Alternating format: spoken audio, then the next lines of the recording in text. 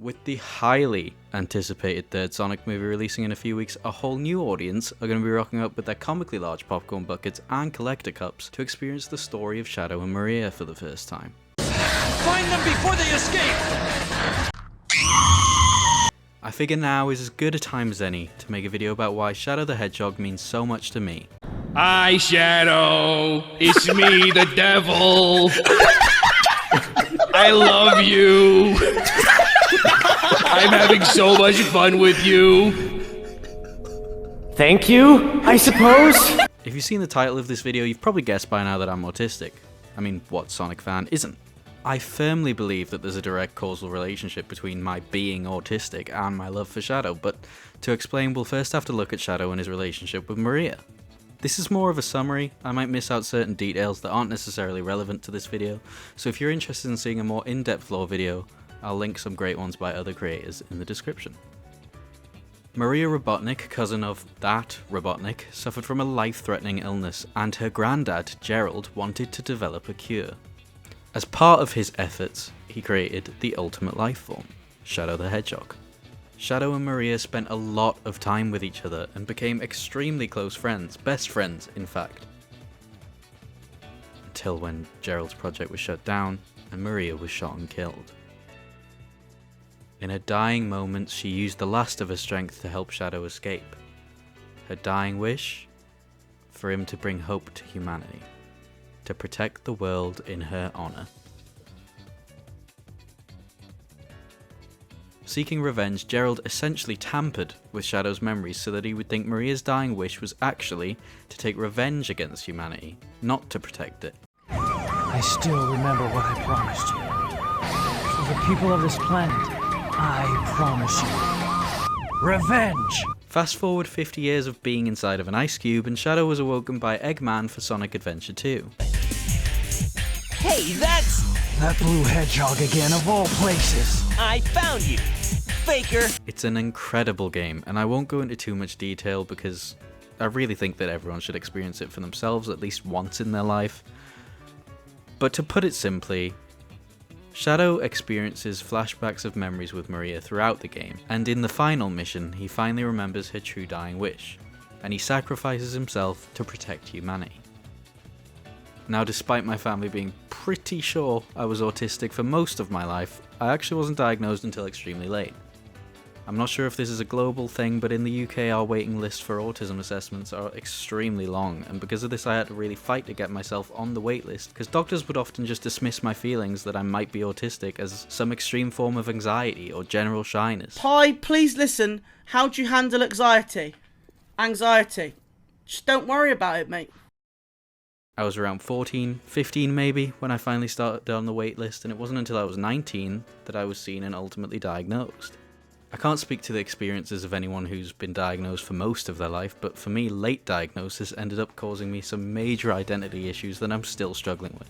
My entire life I've had extreme relationships with my special interests. It wasn't always Sonic. First it was Spider-Man, then it was Scooby-Doo, then Power Rangers SPD, then Ben 10. There was a lot of them. There was almost never not a special interest in my life, and because of this, for most of my childhood, I based my entire personality off whatever it was at that given time. In my private life, my time would be entirely dedicated to thinking about Sonic, playing Sonic, watching Sonic X, and similarly at school I would just talk my friends' ears off about Sonic. Speaking of which, it was hard for me to make friends at school, and not hate myself for it. I would subconsciously change the things I said and the way I behaved to be more liked by whoever I was friends with at the time, and it was exhausting. I ended up getting really worked up about not even agreeing with some of the things I was saying and doing. With my diagnosis, everybody in my social group hyped it up to me that it would be this big freeing thing and I'd finally be able to unmask, and I wouldn't have to tire myself out anymore. But instead I just found myself numb. I remember coming home from the clinic and just sitting in silence for a few hours. For the first time it clicked that not only had I been masking my entire life in public, but also that I'd even been masking alone. As I said before, my personality would be based entirely off whatever it was I was enjoying at the time.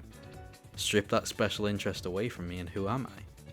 Not only had nobody else met the real me, I wasn't exactly sure I had either. Trying to unmask became something that I was terrified of. It felt like it could do more damage than good. If I don't even know who I am, how do I know I'll like the real me? There's an excellent line in the TV show Mr. Robot that essentially sums up how I was feeling. How do I take off a mask when it stops being a mask? When it's as much a part of me as I am? I've been in a relationship with my girlfriend for about 3 years now, and she's stood by me and supported me through all of this. And it was slow and really gradual, to the point where I didn't even really notice it was happening until I stopped and thought about it, but I've realised that while I'm still unsure who exactly me is, the most I ever feel like me is when I'm around her. We watched Donnie Darko together recently, and not only is it a phenomenal film, but it's also fundamentally rebirthed my love for Shadow the Hedgehog because it's allowed me to reframe the way I thought about myself. That probably doesn't seem like it would make much sense, but when we were watching Donnie Darko, I could not stop thinking about how the Donnie that we as an audience are seeing is not the same Donnie that everyone thinks of him as.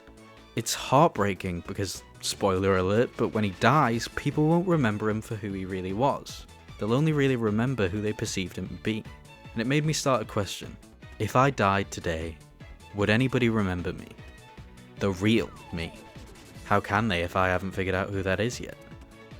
That brings me back to Shadow the Hedgehog. When the only person who truly knew the real him dies, he's thrown into disillusion and it turns him into seeking something he doesn't really want, revenge. He's hateful. Yet leading up to his admittedly not quite dying moments, the mask slips and he remembers Maria and he remembers who he wanted to be for her. I like to think he thought of that question. If I die here today, who will they remember me as? Someone I'm not? Or the person I actually am? In the act of sacrificing himself, he intends to die as who he truly was, a protector, Maria's protector. Shadow's story helps me remember that despite how hopeless these things feel, there is always still going to be time, right up until the very end, to live as truthfully a version of myself as possible. No more mistakes. This time, I will crush every last one of them. Shadow, no! Maria? It breaks my heart to see you so full of anger. This isn't who you are. Do you know why I named you Shadow? Because without light, there's only darkness. But a shadow will show you where to find the light. Do you understand? I don't want you to be driven by darkness. I want you to be happy. Stand in the light with peace in your heart.